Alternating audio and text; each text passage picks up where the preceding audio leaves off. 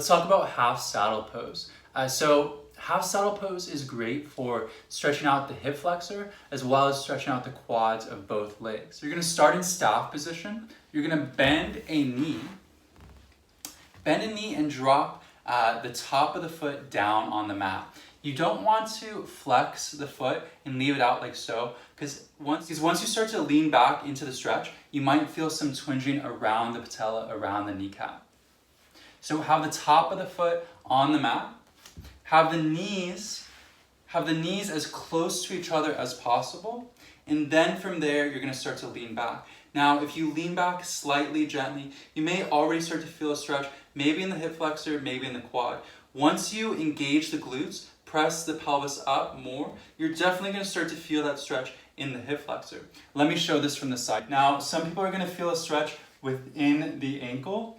You're gonna have to kind of stretch that, get past that, to then go a little deeper and stretch out the glute. So if you're feeling a stretch in the ankle, make sure you do some ankle stretches. Stretch out the ankle prior to going into this. You may also want to double fold the mat or triple fold the mat for a little extra padding. So if you are gonna do that, all you would do is you're just gonna fold the mat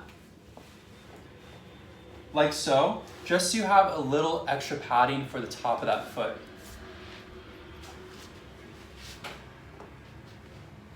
So now I have a little extra padding. Now I can drop back. Now I'm gonna place my palm behind me, right? And so the more and more you inch that palm back, the more you're gonna feel the stretch throughout the quad.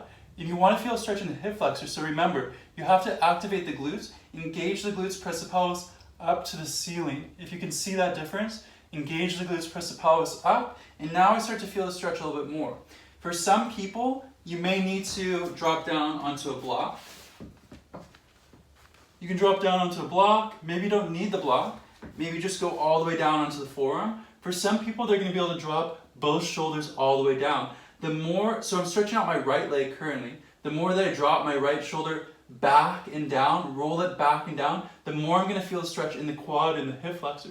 So some people may have the flexibility to drop all the way back and down, okay? Otherwise, just maybe stay about here, or if that's too much, stay up on the palm and just stretch here. The key words or key phrases I want you to think about for half saddle pose is gonna be engagement of the glutes. You have to engage your glutes and press your pelvis forward and up to activate that stretch within the hip flexor, and for some people to activate the stretch within the quad.